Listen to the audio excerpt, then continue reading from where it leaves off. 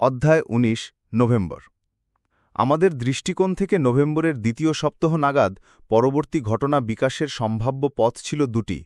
এক, আসন্ন শীতে ভারত তিব্বত গিরিপথসমূহ তুষারাবৃত হয়ে পড়ার পর ঢাকার উদ্দেশ্যে মিলিত ভারতীয় বাহিনী ও মুক্তিবাহিনী চূড়ান্ত অভিযান, অথবা শীতের প্রাক্কালে গিরিপথসমূহ উন্মুক্ত থাকতেই আসন্ন বিপর্যয় প্রতিরোধের জন্য আমেরিকা ও চীনের কৌশলী হস্তক্ষেপের অর্থাৎ ট্যাকটিক্যাল ইন্টারভেনশনের উপর ভরসা করে পাকিস্তানের যুদ্ধ ঘোষণা এবং আন্তর্জাতিক তদারকিতে যুদ্ধবিরতি ও স্থিতাবস্থা নিশ্চিতকরণের প্রচেষ্টা।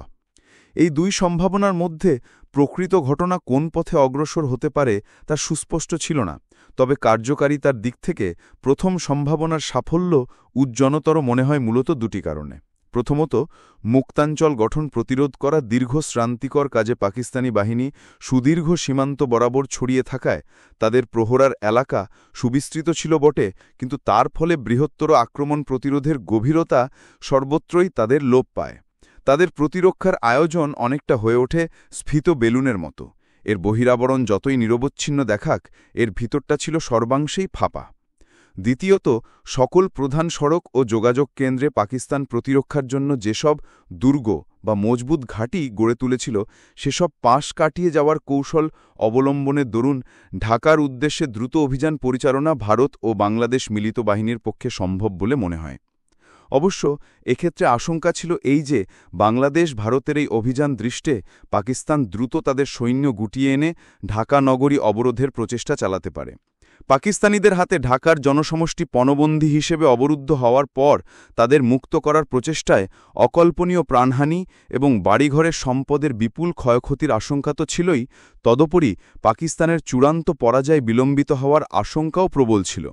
এই অবস্থায় চীনের সম্ভাব্য ভূমিকা অস্পষ্ট হয়ে থাকলেও মার্কিন সপ্তম নৌবহরের সম্ভাব্য হস্তক্ষেপ যে পূর্বাঞ্চলে পাকিস্তানের প্রত্যাশিত পরাজয়কে অত্যন্ত অনিশ্চিত করে তুলতে পারে এবং তার ফলে মুক্তিসংগ্রাম যে অধিকতর দীর্ঘ ও রক্তক্ষয়ী পর্বে প্রবেশ করতে পারে, সে জাতীয় আশঙ্কা নভেম্বরের দ্বিতীয় সপ্তাহে প্রধানমন্ত্রী ও আমার মধ্যে আলোচিত হয়। বাংলাদেশ মুক্তিযুদ্ধে মার্কিন হস্তক্ষেপের আশঙ্কা প্রবল বলে গণ্য করলেও আমরা এই উপলব্ধিতে পৌঁছি যে ঢাকার চতুষ্পার্শ্বে দ্রুত ব্যূহ রচনার ক্ষেত্রে পাকিস্তানের নিজস্ব সামর্থ্য প্রতিষ্ঠিত না হওয়া পর্যন্ত মার্কিন যুক্তরাষ্ট্রের পক্ষে কোনো কার্যকর হস্তক্ষেপ সম্ভব নয়। ঢাকার বুকে সর্বশেষ লড়াই সংগঠনের জন্য কোনো নির্দিষ্ট পরিকল্পনা পাকিস্তানের রয়েছে কিনা, অথবা ঢাকায় ব্যূহ রচনার মতো কোনো রিজার্ভ সৈন্যের আয়োজন তাদের আছে কিনা তা আমাদের অজ্ঞাত ছিল। তৎসত্ত্বেও ঢাকা নগরীর অবরোধ, মার্কিন সপ্তম নৌবহরের হস্তক্ষেপের সম্ভাবনা এবং সংশ্লিষ্ট বিষয়াদি ঊর্ধ্বতন ভারতীয় নেতৃত্বের গোচরে আনার বিষয় স্থির হয়। বস্তুত নভেম্বরে যুদ্ধের সম্ভাবনা যতই নিকটতর ও স্পষ্টতর হতে থাকে, ততই তার অন্তর্নিহিত সমস্যাবলী অধিকতর মুখ্য ও জরুরি হয়ে উঠতে থাকে। ফলে মুক্তিযুদ্ধের ব্যবস্থাপনা ও আক্রমণধারা উন্নত করার জন্য যেসব বিষয় এতদিন অগ্রাধিকার লাভ করে এসছিল, সেগুলির প্রয়োজন হ্রাস পেতে শুরু করে। এমনকি কোনো কোনো বিষয়ে অর্জিত অগ্রগতি অংশে গুরুত্বহীন হয়ে পড়ে।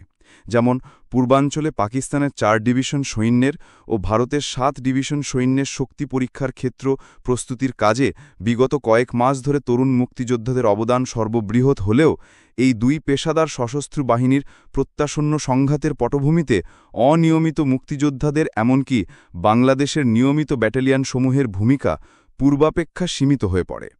কিন্তু সীমিত ভূমিকার অর্থ গুরুত্বশূন্য ভূমিকা নয়। পাকিস্তানের বিরুদ্ধে চূড়ান্ত অভিযানের মূল দায়িত্ব ভারতীয় কমান্ডের কাছে হস্তান্তরিত হওয়া সত্ত্বেও শত্রুর অবস্থানের পশ্চাতে তৎপরতা ও সংশ্লিষ্ট কৌশল পরিকল্পনার ক্ষেত্রে বাংলাদেশ সামরিক কমান্ডের সহায়ক ভূমিকার প্রভূত প্রয়োজন ছিল। এক্ষেত্রে বাংলাদেশ প্রধান সেনাপতির কাছ থেকে স্বাভাবিকভাবে যে উদ্যোগ প্রত্যাশিত ছিল, ওসমানী তা থেকে নিজকে বহুলাংশে দূরে সরিয়ে ফেলেন এবং সার্ভিস ম্যানুয়াল রচনার মতো এমন সব কাজে নিজকে ব্যস্ত রাখেন যার সঙ্গে প্রত্যাসন্ন চূড়ান্ত অভিযানের কোনো প্রত্যক্ষ সম্পর্ক ছিল না। অক্টোবরের শেষে ওসমানীর আপত্তি সত্ত্বেও যুগ্ম কমান্ড ব্যবস্থা গৃহীত হবার পর থেকে ওসমানীর আচরণে কোনো স্পষ্ট ইতিবাচক ভূমিকা অথবা তার বক্তব্যে গ্রহণযোগ্য বিকল্প রণকৌশলের প্রস্তাব ছিল না। বস্তুত ভারতীয় ভূখণ্ড থেকে নিয়মিত বাহিনীর তৎপরতার ফলে উদ্ভূত বিশিষ্ট সমস্যাদির প্রতিবিধানের জন্য যুগ্ম কমান্ড গঠনের পক্ষে যখন তাজউদ্দিন মনস্থির করেন, তখন এই বিষয়ে কোনো বিকল্প প্রস্তাব না করেই যুগ্ম কমান্ড গঠিত হলে নিজে পদত্যাগ করবেন বলে তাজউদ্দিন ওসমানীকে হুমকি দেন। ইতিপূর্বে আরও কয়েকটি ইস্যুতে ওসমানী এই ধরনের মনোভাব ব্যক্ত করেছিলেন, কিন্তু এই প্রথমবার তাজউদ্দিন তাকে জানান লিখিতভাবে এই ইচ্ছা ব্যক্ত করলে তাজউদ্দিন পদত্যাগপত্র গ্রহণ করবেন। অতঃপর ওসমানী যুগ্ম কমান্ড অথবা পদত্যাগপত্র সম্পর্কে কোনো উচ্চবাচ্য করেননি। কিন্তু ভারতীয় সামরিক নেতৃত্ব সম্পর্কে তার পূর্বসঞ্চিত বিরূপ ধারণা এরপর থেকে দ্রুত বৃদ্ধি পেতে শুরু করে। এর প্রভাব রণাঙ্গনে নিয়মিত বাহিনীর উপর কতখানি পড়েছিল বলা শক্ত, তবে সেক্টর অপারেশনের ক্ষেত্রে কেন্দ্রীয় কমান্ডের ভূমিকা বরাবরই যতটা দুর্বল ও অনিয়মিত ছিল, নভেম্বরেও তার কোনো তারতম্য ঘটেনি বলে মনে করা যেতে পারে। চূড়ান্ত অভিযানের প্রাক্কালে ওসমানীর এই ধরনের ভূমিকার ফলে ভারতীয়দের সঙ্গে গ্রহীতব্য তৎপরতা ও কৌশলের সমন্বয় সাধনের ক্ষেত্রে যে শূন্যতা সৃষ্টি হয়, তার অনেকটাই তাজউদ্দিনকেই পূরণ করার চেষ্টা করতে হয়। এক্ষেত্রে deputy chief of staff group captain Abdul Karim Khondokar বিমান বাহিনীভুক্ত অফিসার হলেও গঠনমূলক দৃষ্টিভঙ্গি ও মতামতের স্বচ্ছতার জন্য পেশাগত পরামর্শের জন্য আরও বেশি নিয়োজিত হতেন।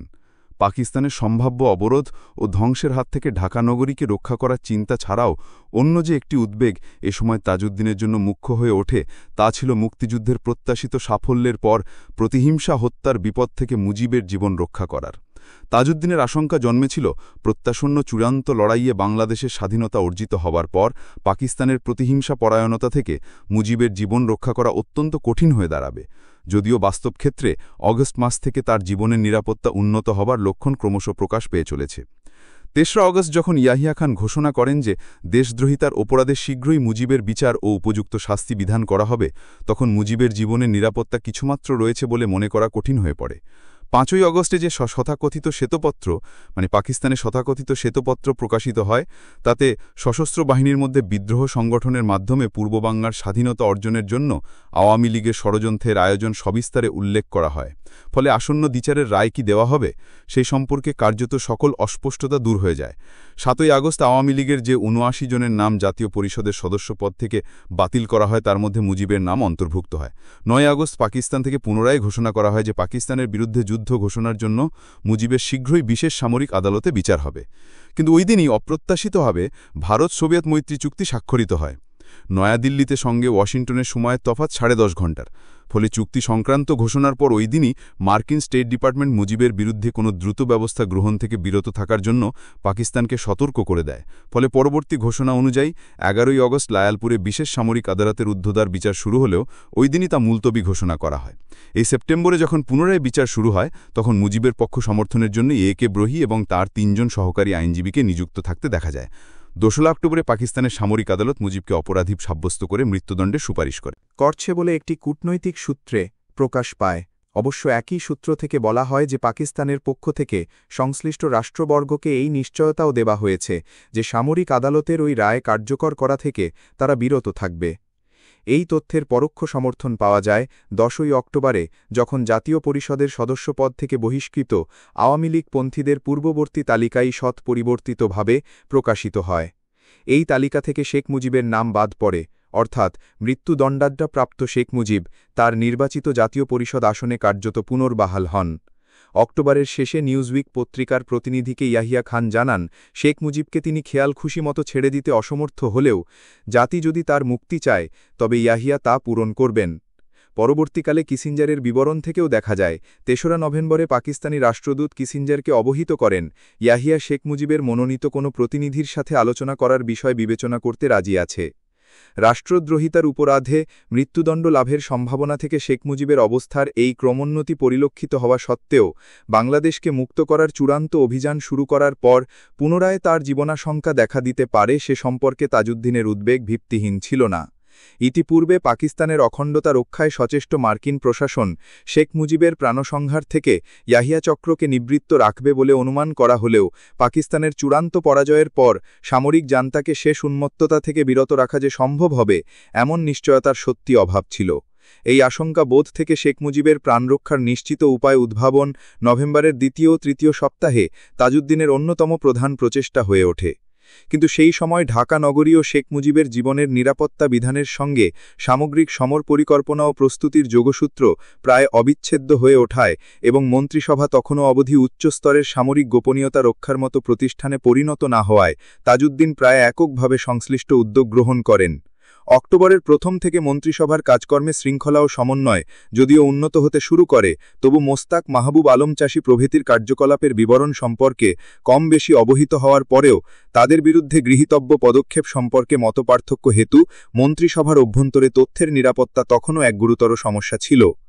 ইতিপূর্বে ২৭ অক্টোবর অপরাহ্নে কলকাতায় ৮ থিয়েটার রোড সংলগ্ন লর্ড সিনহা রোডস্থ বিএসএফ ভবনে এক বিশেষ জরুরি ব্রিফিংয়ে ডিপি ধর প্রধানমন্ত্রী তাজউদ্দিন ও আমাকে মোস্তাক চক্র ও মার্কিন প্রতিনিধিদের মধ্যে গোপন দেনদরবারের প্রকৃতি ও উদ্দেশ্য সম্পর্কে যে বিবরণ দান করেন, তাতে অনেক বিষয়ের মধ্যে একথাও সুস্পষ্ট হয় যে মোস্তাকের উপস্থিতিতে মুক্তি সংগ্রামের উচ্চতর সামরিক পরামর্শ ও নিশ্চিত সিদ্ধান্তের জন্য মন্ত্রিসভা আদৌ কোনো নিরাপদ ফোরাম নয়। ওই দিন প্রায় সঙ্গে সঙ্গে আওয়ামী লীগের কার্যকরী কমিটির মুলতবি বৈঠকের এক ফাঁকে তাজউদ্দিন অস্থায়ী রাষ্ট্রপতিকে বিষয়টি সম্পর্কে অবহিত করেন। কিন্তু মোস্তাক সম্পর্কে অস্থায়ী রাষ্ট্রপতির দোদুল্যমান মনোভাবের ফলে উভয়ের মধ্যে কয়েক দফা বৈঠকের পর কেবল মাহবুব আলম চাষীর বিরুদ্ধেই প্রশাসনিক ব্যবস্থা গ্রহণের এক অস্পষ্ট সিদ্ধান্ত নেওয়া হয়। মন্ত্রিসভার ভিতরে তথ্যের এই নিরাপত্তার অভাব এবং প্রধান সেনাপতি কর্নেল ওসমানীর অভিমানহত আচরণের ফলে নভেম্বরের মাঝামাঝি পাকিস্তানের সঙ্গে চূড়ান্ত বোঝাপড়ার প্রাক্কালে বাংলাদেশের পক্ষ থেকে যে সকল সামরিক সিদ্ধান্তের প্রয়োজন ছিল তার অধিকাংশই তাজউদ্দিন একক দায়িত্বে গ্রহণ করেন, যদিও রাজনৈতিক ও প্রশাসনিক ব্যাপারে তিনি মন্ত্রিসভার পূর্ণ সম্মতি এবং দলীয় নেতৃবর্গের মতামত লাভের জন্য সচেষ্ট থাকতেন। এই সময় অর্থাৎ নভেম্বরের দ্বিতীয় ও তৃতীয় সপ্তাহে পাকিস্তানি বাহিনীর দখল থেকে বাংলাদেশকে মুক্ত করার বৃহত্তর লক্ষ্যের অধীনে ঢাকা নগরীকে সম্ভাব্য ধ্বংস থেকে রক্ষা করা, মুক্তিযুদ্ধের সর্বশেষ পর্যায়ে পাকিস্তানি প্রতিহিংসা থেকে মুজিবের জীবন রক্ষা করা এবং পশ্চিম পাকিস্তানে আটক বিপন্ন বাঙালিদের মুক্ত করার প্রয়োজন বিশেষ মনোযোগের বিষয়ে পরিণত হয়। মুক্তিযুদ্ধের এই তিনটি অধস্তন অথচ অত্যাবশ্যক প্রয়োজন সুনির্দিষ্টভাবে ভারতের বাংলাদেশ নীতির প্রধান নিয়ন্ত্রক ডিপি ধরের কাছে উপস্থিত করার ফলে এবং ইতোবর্ষে পাকিস্তানি বাহিনীর ক্রমবর্ধিত দুর্বলতা স্পষ্ট হয়ে ওঠার ফলে সরাসরি ঢাকার উদ্দেশ্যে দ্রুত অভিযান চালিয়ে সম্ভাব্য পাকিস্তানি অবরোধ প্রচেষ্টা প্রতিহত করার এবং সে সঙ্গে বাংলাদেশ থেকে পাক বাহিনীর সকল পলায়ন পথ রুদ্ধ করে পণবন্দী হিসেবে তাদের ব্যবহার করার পক্ষে চিন্তাভাবনা জোরদার হয়। 15 নভেম্বরে দিল্লিতে আমি এই সমুদয় বিষয়ের প্রতি ডিপি ধরের দৃষ্টি আকর্ষণের পর লক্ষ্য করি অন্তত রাজনৈতিক পর্যায়ে তাদের চিন্তাও সমমুখী। ভারতের সামরিক নেতৃত্ব একই লক্ষ্য অর্জনে আগ্রহী হবেন বলে অনুমান করা হলেও কার্যক্ষেত্রে ওই সময় তাদের সামরিক পরিকল্পনার রূপান্তর কিভাবে অগ্রসর হয়েছিল সে সম্পর্কে আমাদের যথার্থ ধারণা ছিল না। পরবর্তীকালে প্রকাশিত বর্ণনা থেকে জানা যায় অংশত গতানুগতিক অভিযান পদ্ধতি ও সামরিক দৃষ্টিভঙ্গির কারণে এবং অংশত নদীনালা অতিক্রমের উপযোগী পর্যাপ্ত ইঞ্জিনিয়ারিং সাজ সরঞ্জামের অভাবে ভারতের সামরিক নেতৃত্ব শেষ মুহূর্ত অবধি ঢাকাকে মুক্ত করার লক্ষ্যে কোনো সুনির্দিষ্ট সিদ্ধান্ত গ্রহণ করে উঠতে পারেনি। সৌভাগ্যবশত বঙ্গোপসাগর দিয়ে পাকিস্তানিদের পলায়নপথ সম্পূর্ণ বন্ধ করার উদ্দেশ্যে ভারতীয় নৌ অবরোধ পরিকল্পনা এবং স্থলভূমিতে পাকবাহিনীর চলাচল ও পুনঃসমাবেশ বিঘ্নিত করার উদ্দেশ্যে ভারতীয় বিমান তৎপরতার সিদ্ধান্ত যথোচিত সম্পূর্ণতার সঙ্গেই গৃহীত হয়। কিন্তু ভারতীয় সামরিক পরিকল্পনায় ঢাকাকে মুক্ত করার বিষয়ে স্পষ্ট সিদ্ধান্তের অভাব হেতু বঙ্গোপসাগরে মার্কিন রণতরীর সমাবেশের পর মুক্তি অভিযান বিপর্যস্ত হয়ে পড়ার যে আশঙ্কা দেখা দেয়, নির্ভেজাল উপমহাদেশীয় রীতিতে পাকিস্তানের বৃহত্তর ভুলের জন্য তার সংশোধনও ঘটে। ডিসেম্বরে যুদ্ধ শেষ হওয়ার পর জানা যায় নভেম্বরের শেষার্ধেও পাকিস্তান ভারতের চূড়ান্ত লক্ষ্য সম্পর্কে অনবহিত থাকায় ঢাকার জন্য আলাদা রিজার্ভের ব্যবস্থা তাদের তো ছিলই না, এমনকি সীমান্ত থেকে সৈন্য গুটিয়ে আনারও কোনো পরিকল্পনা তাদের ছিল না। রাজনৈতিক পর্যায়ে ভারতের আশ্বাসের তুলনায় ভারতের সামরিক পরিকল্পনা পিছিয়ে থাকার ফলে ঢাকাকে দ্রুত মুক্ত করা তথা বিজয় সম্পন্ন করার পথে যে শূন্যতার সৃষ্টি হয় তা পূরণের ক্ষেত্রে পাকিস্তানের বৃহত্তর সামরিক ভুল ছাড়াও আরেকটা উপাদান কার্যকর ছিল। নভেম্বরে বাংলাদেশের বাইরে ও ভিতরে স্বাধীনতা সমর্থক প্রায় সকল অবহিত মহল বিশ্বাস করতেন বাংলাদেশ ও ভারতের মিলিত অভিযান শুরু হওয়ার সঙ্গে সঙ্গে অধিকৃত অঞ্চলে সর্বত্র দীর্ঘ নির্যাতিত মানুষের বিদ্রোহের শক্তি পুনরায় এমনভাবে প্রজ্বলিত হয়ে উঠবে যে পাকিস্তানের অবশিষ্ট সামরিক ক্ষমতা তাতে সর্বাংশে বিপর্যস্ত না হয়ে পারে। এইসব আশ্বাস ও বিশ্বাসের ব্যাপার ছাড়াও প্রকাশিত ও সংগৃহীত তথ্য থেকে সে সময়ে জানা যায় মুক্তিযুদ্ধের ক্রমবর্ধিত তৎপরতার ফলে পাকিস্তানি সৈন্যের নৈচ চলাচল ক্ষমতা ইতিমধ্যেই প্রায় সম্পূর্ণ লোপ পেয়েছে। রাত্রে মুক্তিবাহিনী ও দিনে পরবর্তী ভারতীয় বিমান তৎপরতার ফলে ঢাকা অবরোধের জন্য সীমান্ত থেকে সৈন্য গুটিয়ে আনার পাকিস্তানি প্রয়াস যে অস্পষ্ট হতে পারে তা অস্পষ্ট ছিল। এইসব উপলব্ধির ওপর নির্ভর করে ক্ষিপ্রগতিতে ঢাকা দখল এবং সমস্ত শত্রু সেনাকে বন্দী করে ফেলার মধ্যেই মুক্তিযুদ্ধের প্রধান ও অধস্তন লক্ষ্যগুলি একযোগে অর্জন করা সম্ভব বলে মনে হয়। 16ই নভেম্বরে ইন্দিরা গান্ধীর আমন্ত্রণক্রমে সৈয়দ নজরুল ইসলাম ও তাজউদ্দিন আহমেদ দিল্লিতে তার সঙ্গে দেখা করেন। এই বৈঠকে ইন্দিরা গান্ধীর সাম্প্রতিক সফরের অভিজ্ঞতা, বিশেষত বাংলাদেশ প্রশ্নে যুক্তরাষ্ট্র, ব্রিটেন, ফ্রান্স ও পশ্চিম জার্মানির মনোভাব, অধিকৃত অঞ্চলে মুক্তিযুদ্ধের অবস্থা, সীমান্ত অঞ্চলে ক্রমবর্ধিত সংঘর্ষ, কাশ্মীর সীমান্তে পাকিস্তানের সম্ভাব্য অভিযান, ভারতের পাল্টা অভিযানের প্রস্তুতি প্রভৃতি বিষয় আলোচিত হয়। সম্ভবত পূর্ববর্তী বৈঠকের অভিজ্ঞতার ফলে এবার চূড়ান্ত অভিযান শুরু করার পক্ষে ইন্দিরা গান্ধী কোনো অভিমত প্রকাশ থেকে বিরত থাকেন। ফলে সৈয়দ বরং কিছুটা বিষণ্ণ ও চিন্তিত হয়েই এবার কলকাতা ফিরে আসেন। এই সময় তাজউদ্দিনকে জানানো হয়, গত 2 মাস যাবৎ তার ও ডিপি ধরের মধ্যে ভারত ও বাংলাদেশের মধ্যে মৈত্রী চুক্তি স্বাক্ষরের বিষয় নিয়ে যে আলোচনা চলে আসছিল তা ভারত সরকার স্থগিত রাখার পক্ষপাতী।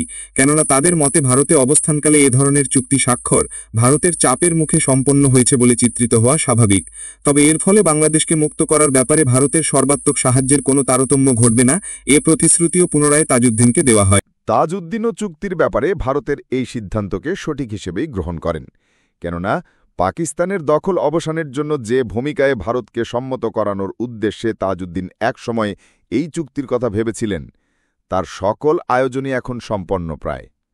দিল্লি থেকে ফিরেই তাজউদ্দিন শত্রুমুক্ত বাংলাদেশের জন্য বেসামরিক প্রশাসন ও আইন শৃঙ্খলা, শরণার্থী প্রত্যাবর্তন ও পুনর্বাসন, জরুরি পণ্য সরবরাহ, যোগাযোগ ও পরিবহন ব্যবস্থার পুনঃপ্রতিষ্ঠা প্রভৃতি প্রতিটি গুরুত্বপূর্ণ বিষয়ে কার্যকর পরিকল্পনা ও সমন্বিত কর্মসূচি জরুরি ভিত্তিতে প্রস্তুত করার উদ্দেশ্যে পরিকল্পনা সেল ও সকল প্রশাসনিক বিভাগকে তৎপর করে তোলেন।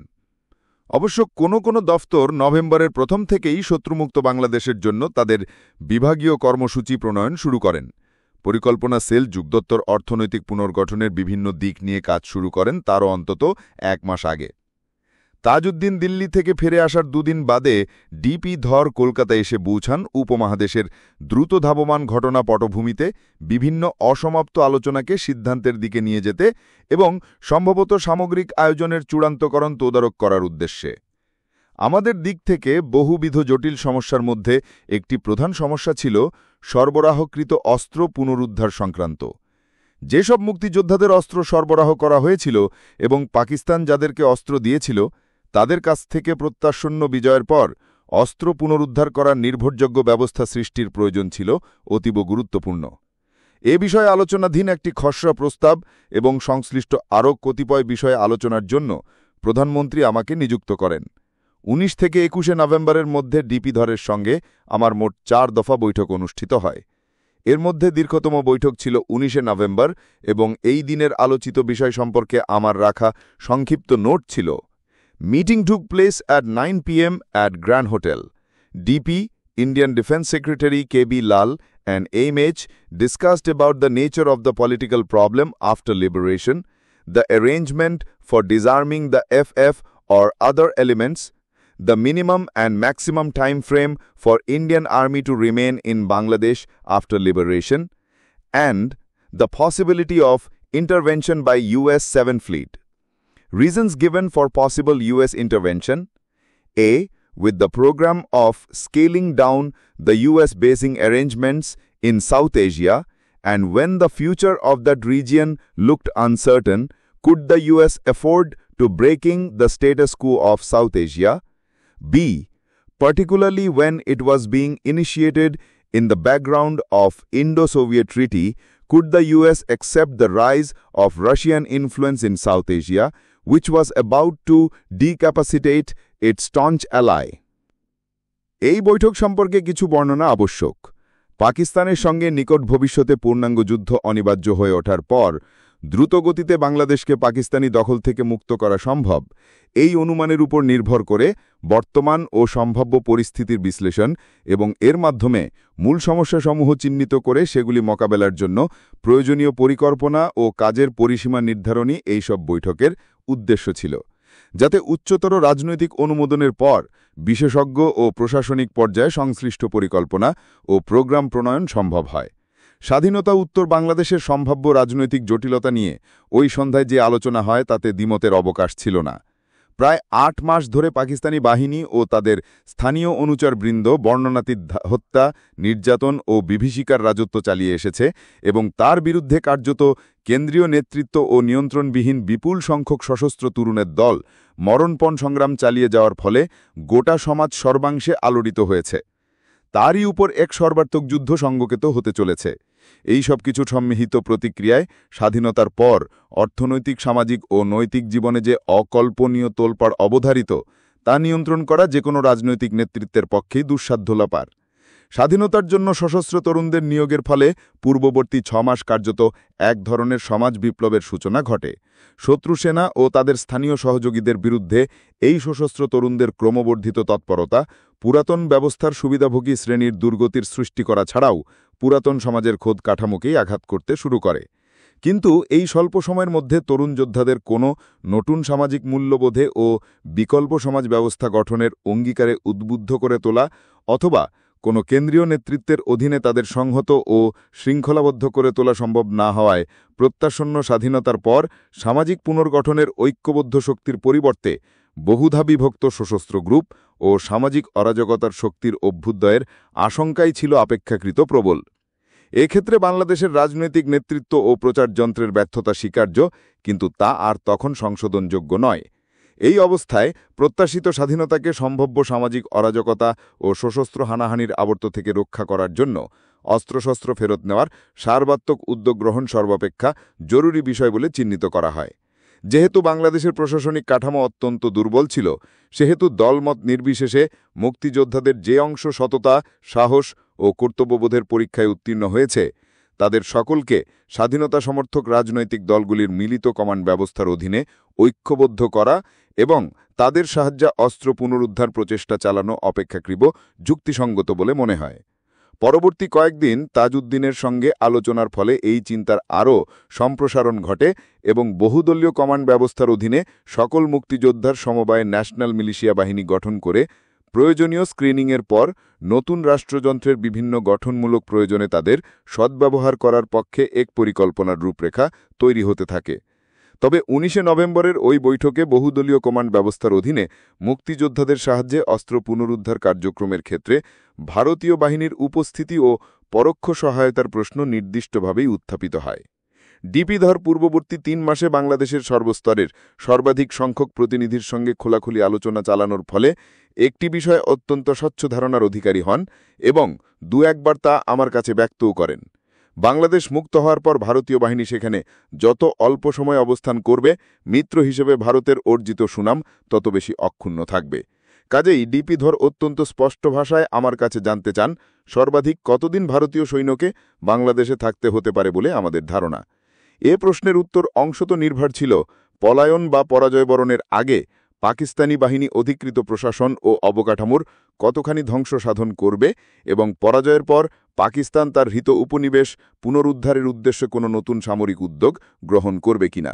যদি পাকিস্তান পরাজয় বরণের আগে কোনো পোড়ামাটির নীতি বা স্কচড আর্থ পলিসি অবলম্বন করার সুযোগ না পায় এবং পরাজয়ের পর বাংলাদেশের বিরুদ্ধে নতুন সামরিক অভিযান চালানোর ক্ষমতা হারায়, তাহলে আশা করা যায় ৩-৪ মাসের মধ্যেই বাংলাদেশের নিজস্ব সামরিক ও আধা সামরিক বাহিনীকে ন্যূনতম কর্মদক্ষতার মানে উন্নীত করা সম্ভব। এরই পাশাপাশি সম্মিলিত রাজনৈতিক কমান্ডের অধীনে মুক্তিযোদ্ধাদের সহায়তায় অস্ত্র পুনরুদ্ধারের লক্ষ্য বহুলাংশে অর্জন করা সম্ভব। আর যদি শেখ মুজিব তার বিরাট জনপ্রিয়তা নিয়ে স্বদেশ প্রত্যাবর্তনে সক্ষম হন এবং সরকারের দায়িত্ব তুলে নেওয়ার পরেও জাতির একত্ববোধ সম্মিলিত আস্থার প্রতীক বহুদলীয় কমান্ড কাঠামোকে কার্যকর রাখেন, তাহলে আরও আগে বা অধিকতর সাফল্যের সঙ্গে অস্ত্রশস্ত্র পুনরুদ্ধার করা সম্ভব। ততদিন পর্যন্ত ভারতীয় সৈন্যের উপস্থিতি বাংলাদেশের সম্ভাব্য অরাজক পরিস্থিতি প্রতিরোধে আমাদের বিবেচনায় অপরিহার্য বলে আমি উল্লেখ করি। মধ্যরাত্রির পর ডিপি ধর যখন আমাকে বিদায় জ্ঞাপনের জন্য হোটেলের লিফটের দিকে এগিয়ে চলেন, তখন পরবর্তী বৈঠকের আলোচ্য বিষয় হিসেবে প্রথমবারের মতো আমি উল্লেখ করি, আমাদের বিবেচনায় পূর্ণাঙ্গ যুদ্ধ শুরু হবার পর মার্কিন যুক্তরাষ্ট্র পূর্ব পাকিস্তানের চূড়ান্ত পতন বন্ধ করার জন্য সপ্তম রণতরী বঙ্গোপসাগরে পাঠিয়ে ঢাকার উপর বিমান আচ্ছাদন বিস্তার এবং নৌসেনা অবতরণের চেষ্টা চালাতে পারে। ডিপি ধর পাকিস্তানি জান্তার বিরুদ্ধে মার্কিন যুক্তরাষ্ট্রের রাজনৈতিক নেতৃবৃন্দ, কংগ্রেসের উভয় পরিষদ এবং সংবাদ মাধ্যমসমূহের প্রবল সমালোচনার পটভূমিতে এহেন হস্তক্ষেপের প্রচেষ্টা রাজনৈতিকভাবে খুবই দূরবর্তী বলে মন্তব্য করেন। কিন্তু যে সহজ ও আপাতসিদ্ধ যুক্তি উল্লেখ মাত্র তিনি তৎক্ষণাৎ ব্যক্ত আশঙ্কার বিশেষণে প্রবৃত্ত হন, তা ছিল দক্ষিণ এশিয়া অঞ্চলে জোট বহির্ভূত ভারতের প্রভাব ও শক্তিকে সীমিত করার উদ্দেশ্যে দীর্ঘ ১৭ বছর যাবৎ মার্কিন যুক্তরাষ্ট্র যেখানে মুসলিম পাকিস্তানকে সবল করার জন্য সাহায্য করে এসেছে, সেখানে সোভিয়েত ইউনিয়নের সঙ্গে মৈত্রী চুক্তি সম্পাদনের মতো উদ্ধত্ত দেখাবার পর সেই ভারত যদি বাংলাদেশকে পাকিস্তান থেকে বিচ্ছিন্ন করার প্রয়াসে উদ্যোগী হয়, তবে কেবল জনমতের ভয়েই কি যুক্তরাষ্ট্র সরকার তার আঞ্চলিক স্বার্থ জলাঞ্জলি দেবে? জনমতই যদি মার্কিন প্রশাসনের সামরিক সিদ্ধান্তের একমাত্র নিয়ন্ত্রক হয়, তবে অনেক আগেই কি ভিয়েতনামে শান্তি ঘোষিত হওয়া সম্ভব ছিল না? এরপর ১ ঘণ্টারও অধিক সময় ধরে এই হস্তক্ষেপ সম্ভাবনার বিভিন্ন দিক, সমগ্র অভিযানের ওপর তার সম্ভাব্য প্রভাব, পাল্টা ব্যবস্থা গ্রহণের সুযোগ ও পরিসর প্রভৃতি বিষয় নিয়ে আমাদের দুজনার মধ্যে আলোচনা চলে।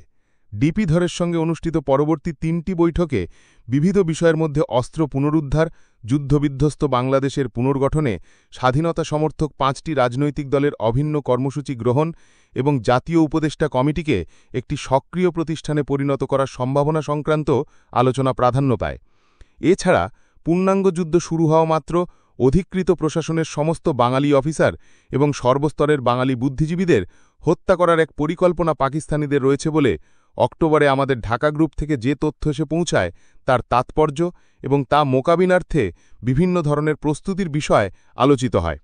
এই সব আলোচনা যখন চলছিল, তখন যশোর শহরের অদূরে চৌগাছায় একটি মুক্তিবাহিনী ইউনিটের অবস্থানের ওপর ট্যাঙ্ক ও গোলন্দাজ ইউনিট সহ পাকিস্তানি বাহিনীর আক্রমণের ফলে সীমান্ত সংঘাত সহসা বৃদ্ধি পায়। পাকিস্তানি গোলার আঘাত ভারতীয় ভূখণ্ডে এসে পড়ায় যথাযোগ্য শক্তিতে ভারতীয় বাহিনী মুক্তিবাহিনীর সমর্থনে এগিয়ে আসে। ভারত ও পাকিস্তানের উভয় পক্ষের পদাতিক ব্রিগেড, ট্যাঙ্ক, গোলন্দাজ ও বিমান বাহিনীর অংশগ্রহণ এবং উভয় পক্ষের ক্ষয়ক্ষতির মধ্য দিয়ে পূর্ণাঙ্গ যুদ্ধের আবহাওয়া নিকটতর হয়ে ওঠে।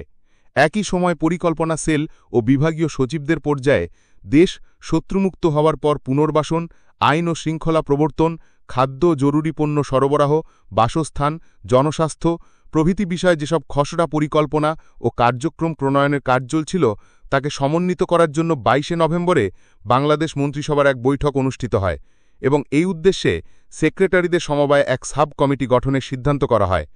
দেশ মুক্ত হবার পর বেসামরিক প্রশাসন ব্যবস্থা প্রবর্তন বিষয়ে আলোচনা প্রসঙ্গে মন্ত্রিসভা এই অভিমত প্রকাশ করেন যে অধিকৃত অঞ্চলে সরকারি অফিসার ও কর্মচারী যারা দৃশ্যত পাকিস্তানিদের সাথে সহযোগিতা করে চলেছেন, তার সংখ্যাগরিষ্ঠই প্রাণের ভয়ে তা করতে বাধ্য হয়েছেন এবং প্রকৃতপক্ষে তারা স্বাধীনতা যুদ্ধের গোপন সমর্থক।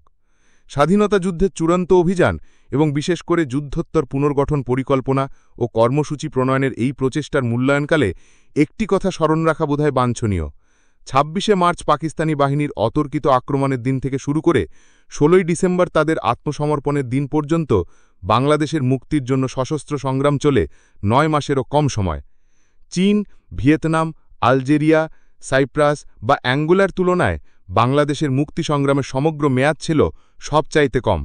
মুক্তি সংগ্রামের ৯ মাসের প্রথম অর্ধাক্ত সময় অতিবাহিত হয় বাংলাদেশের রাজনৈতিক শরণার্থীদের আশ্রয়দানের ফলে ভারতের জন্য যে বৈদেশিক আক্রমণের বিপদ দেখা দেয়, তার বিরুদ্ধে ভারতের নিজস্ব নিরাপত্তা সুদৃঢ় করার কাজে। আগস্টে ভারত সোভিয়েত মৈত্রী চুক্তি সম্পাদনের মাধ্যমে ভারতের নিরাপত্তাবোধ উন্নত হবার পরেই মুক্তিযুদ্ধের জন্য ভারতীয় সাহায্যের উল্লেখযোগ্য সম্প্রসারণ ঘটে।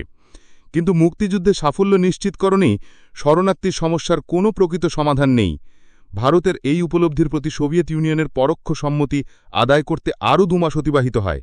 পাকিস্তানের সংকটের একটি রাজনৈতিক সমাধানের জন্য সোভিয়েত প্রচেষ্টা নিঃশেষিত হবার পর অক্টোবরের শেষ সপ্তাহে ভারতের প্রধানমন্ত্রী ইন্দিরা গান্ধী বাংলাদেশের স্বাধীনতা যুদ্ধে সর্বাত্মক সহায়তা প্রদানের এক সম্ভাব্য সময়সূচি সম্পর্কে বাংলাদেশ সরকারকে প্রথম ইঙ্গিত দেন। ওই সময় থেকে ৩রা ডিসেম্বর পাকিস্তান পূর্ণাঙ্গ যুদ্ধ শুরু করার দিন পর্যন্ত মোট সময় পাওয়া যায় ৬ সপ্তাহেরও কম এবং পাকিস্তানের আত্মসমর্পণের দিন পর্যন্ত ৮ সপ্তাহেরও কম।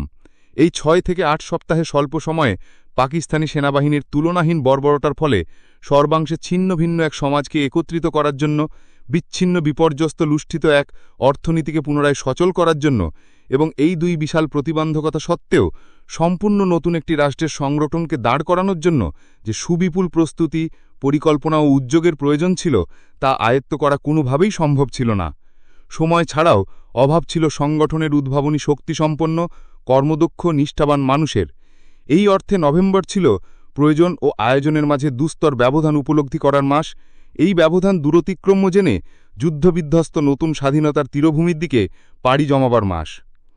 ঘটনা উত্তল নভেম্বরে একদিকে দেশের অভ্যন্তরে শহর বন্দর গ্রামে মুক্তিযোদ্ধাদের বীরত্বপূর্ণ সংগ্রাম, আর এই সংগ্রামেরই সাফল্যজনক পরিসমাপ্তির জন্য আসন্ন শীতে ভারত বাংলাদেশ মিলিত বাহিনীর সংগঠিত অভিযানের প্রস্তুতি, আর অন্যদিকে শীতের পূর্বেই পূর্ণাঙ্গ যুদ্ধের অবস্থা সৃষ্টি করে বৃহৎ মিত্রদের হস্তক্ষেপ ও আন্তর্জাতিক তদারকিতে যুদ্ধবিরতি ও স্থিতাবস্থা প্রতিষ্ঠার মাধ্যমে মুক্তিযুদ্ধকে অবলুপ্ত করার জন্য পাকিস্তানি সামরিক চক্রের প্রয়াস, এই দুই পরস্পর বিরোধী ঘটনাস্রোতের মাঝে বাংলাদেশে বিঘোষিত স্বাধীনতা যেভাবে প্রতিষ্ঠিত হতে চলেছে তা তাজউদ্দিন 23শে নভেম্বরের বেতার ভাষণে সুনির্দিষ্টভাবে দেশবাসীর কাছে তুলে ধরেন।